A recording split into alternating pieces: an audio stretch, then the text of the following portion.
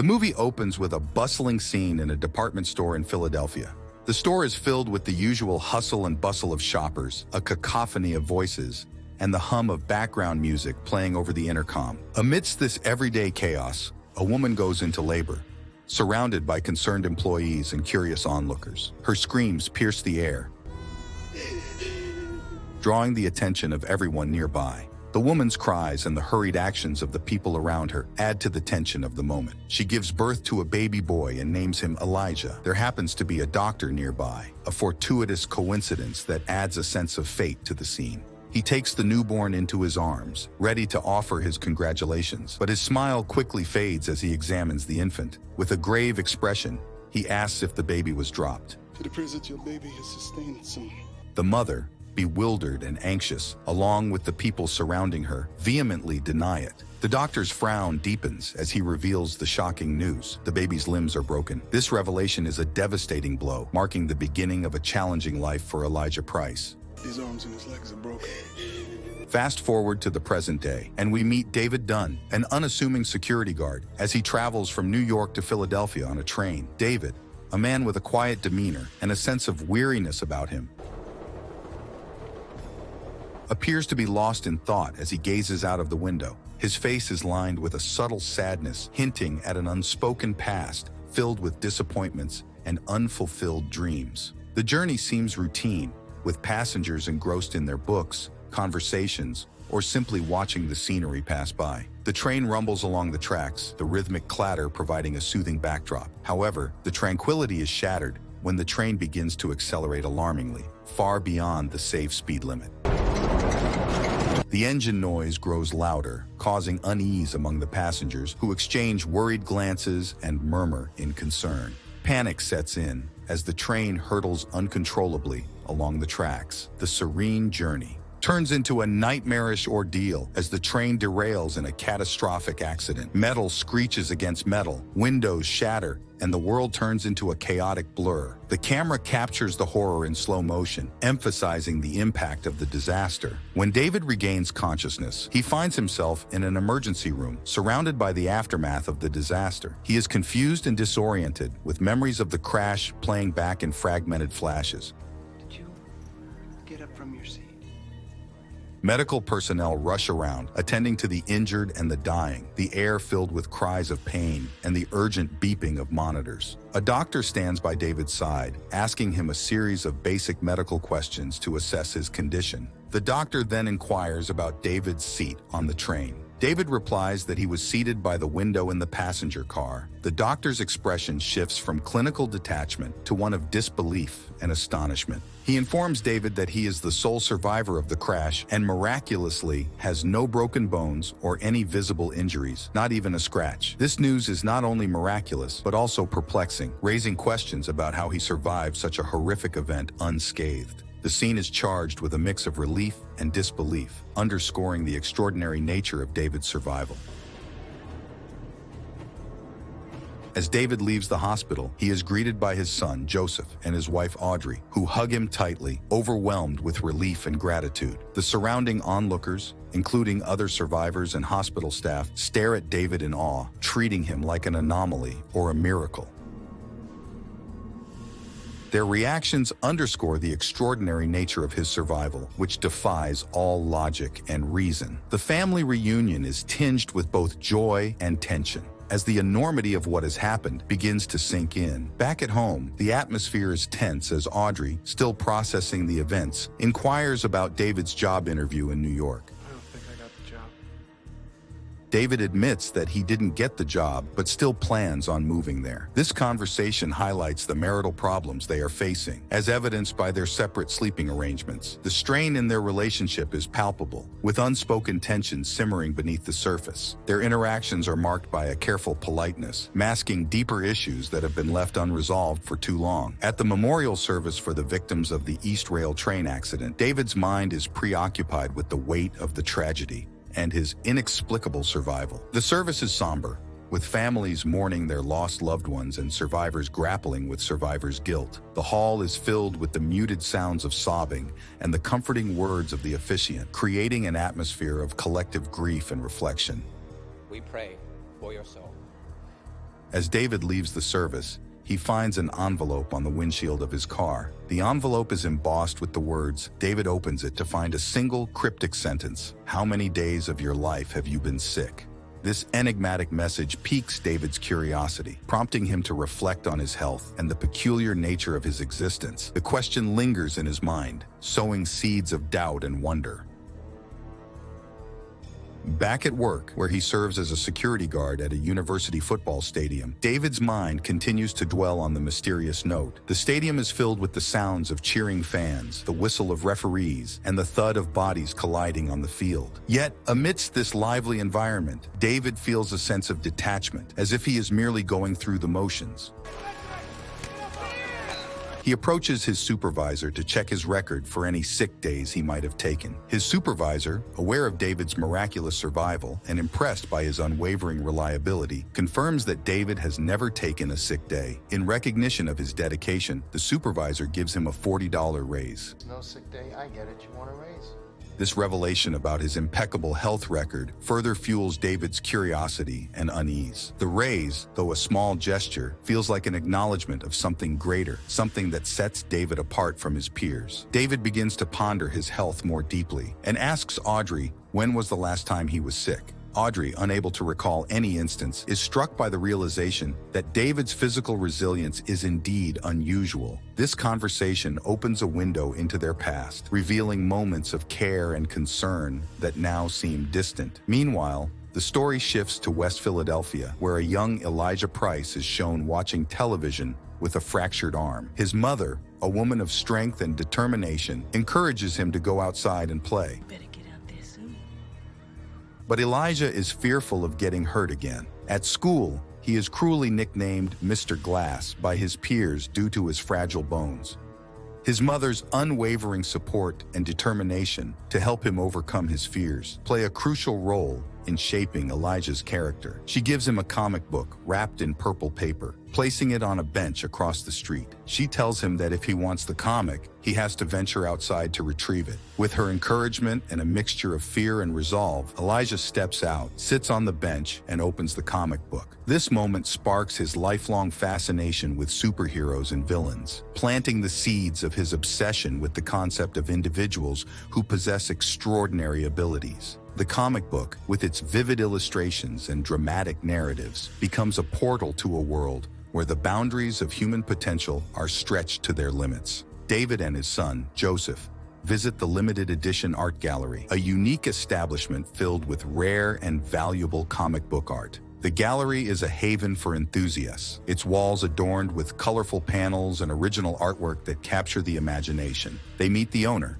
Elijah Price, the same Elijah from the opening scene. Elijah, now an adult, is an avid comic book enthusiast who has dedicated his life to studying these graphic narratives. I believe comics are our last link to an ancient way. His knowledge is vast, and he speaks with a passion that reveals his deep connection to the stories and characters. During their conversation, David mentions that he has never been sick or injured, a claim that intrigues Elijah. Joseph, however, recalls a car accident during David's college years, which supposedly ended his football career. This revelation adds a layer of complexity to David's narrative and piques Elijah's curiosity even further. Elijah's fascination, I'm assuming you've never been injured. Would I be wrong in that assumption? with David grows as he explains his belief that comic books are not mere fantasies, but are based on real experiences, exaggerated into fantastical tales of superheroes and villains. He posits that there must be someone on the opposite end of his spectrum, someone with extraordinary physical abilities who can serve as a counterbalance to his own frailty. This conversation lays the groundwork for Elijah's theory that David is, in fact, a real-life superhero, a notion that David finds difficult to accept. David's skepticism and Elijah's obsession set the stage for a series of events that will challenge their perceptions of reality and their places in the world. Elijah's theory, while intriguing, borders on the obsessive, hinting at his desperation to find meaning in his own suffering. In the hospital bed with nothing else to do but read. He sees David as a potential answer to his lifelong question. If someone as fragile as he exists, then there must be someone on the other end of the spectrum, unbreakable and resilient. David, on the other hand, is wary of Elijah's intentions, suspecting that he might be trying to exploit him financially or emotionally. The notion of someone like Elijah, whose life has been marred by constant pain and disability, claiming that David is a superhero, seems far-fetched. David dismisses Elijah's theory as fanciful and delusional, a product of too many comic books and a desperate need to find patterns where there are none. There is a soul survivor, and he is miraculously unharmed. The conversation leaves a lasting impression on David, stirring something deep within him. He begins to question the nature of his existence and the reasons behind his survival. That night, unable to shake Elijah's words, David digs up old newspaper cutouts of his football career and the subsequent car accident. The yellowed clippings tell a story of youthful promise and sudden tragedy. As he sifts through the articles, he is confronted by the path his life has taken and the unfulfilled potential that haunts him. The memories flood back, bringing with them a mix of pride and regret. Audrey and David have a heart-to-heart conversation about their broken relationship. I'm prepared for any answer, and it won't affect me. She expresses her desire to work on their marriage, revealing her gratitude for his survival in both the car crash and the train accident. This moment of vulnerability and honesty highlights the depth of their emotional connection, despite the distance that has grown between them. Their conversation is a turning point, setting the stage for the emotional and psychological journey that David is about to embark on. The intimacy of their dialogue, filled with unspoken fears and hopes, Before we ever got married, lays bare the fragility of their relationship and the strength of their love. They discuss the moments that have brought them to this point, the missed opportunities and the lingering doubts. Audrey's eyes well up with tears as she talks about her fears and her hopes for their future, while David listens intently, his own emotions simmering beneath the surface. The scene is a poignant reminder of the human element at the heart of their story, the love and pain that drive their actions and decisions. I want it to be like it was in the beginning. Elijah, undeterred by David's skepticism, visits him at the stadium, now using a glass cane for support due to his fall. His determination and resilience are evident as he navigates the world despite his physical limitations. Elijah finds it intriguing that David, a man with apparent physical prowess, has chosen a profession centered around protection. As they walk through the stadium, the sounds of the game create a backdrop of excitement and energy. The crowd's cheers and the thudding of bodies on the field serve as a reminder of the physicality and competition that define the environment. David suddenly has a strong hunch that a man in a camouflage jacket is carrying a gun. Bump was carrying a weapon. The tension is palpable as David's instincts kick in. When he starts searching the crowd, the man separates himself and leaves the line, validating David's suspicion. Elijah, curious and eager to prove his theory, follows the man. The scene is filled with suspense as Elijah, despite his frailty, pursues the potential threat. He falls down a staircase, his glass cane shattering beside him, causing him immense pain. However, in his moment of agony, he catches a glimpse of a silver gun on the man, confirming David's instincts and reinforcing Elijah's belief in David's extraordinary abilities. The scene is charged with tension and urgency, highlighting the stakes involved and the risks Elijah is willing to take to uncover the truth. Back at home, Joseph assists David with his workout routine.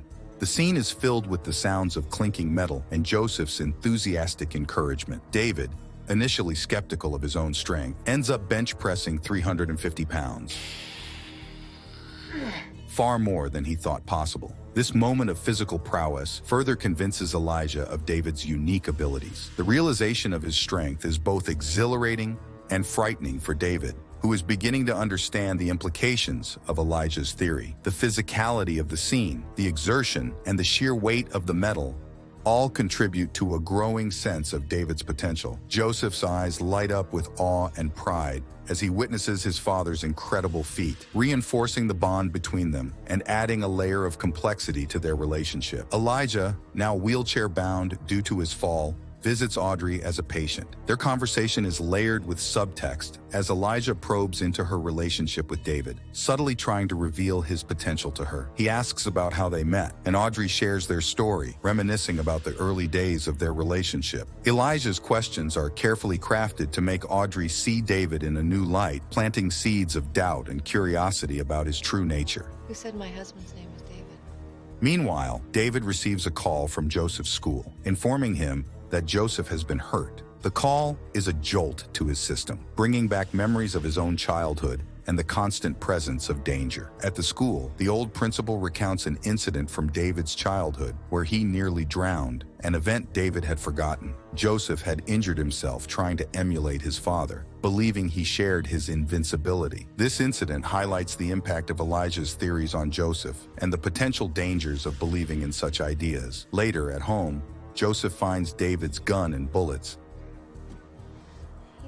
I'll show you, you can't get hurt. intending to test Elijah's theory by shooting David. In a tense standoff, Audrey and David manage to talk him down, emphasizing the importance of family and the real dangers involved. The situation brings the family closer together, highlighting their bond and the emotional stakes involved. The fear in Joseph's eyes and the desperation in Audrey's voice underscored the fragility of their family dynamics. David's heart pounds in his chest as he pleads with Joseph to put the gun down, his voice filled with a mix of fear and love.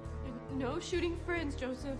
Audrey's hands tremble as she reaches out to Joseph, her eyes filled with tears. The tension in the room is palpable, the air thick with unspoken fears and hopes. David meets with Elijah once more, who accuses him of faking his injury to avoid success in football for the sake of his marriage. Elijah's tone is accusatory, filled with a mix of frustration and desperation. David counters by sharing the story of his childhood near drowning, casting doubt on Elijah's theory. They part ways, seemingly ending their association. However, the revelation of their common weakness, water, lingers in David's mind. This shared vulnerability adds another layer of complexity to their relationship and underscores the interconnectedness of their destinies. The tension between them is palpable, their parting words charged with unspoken emotions and unresolved questions.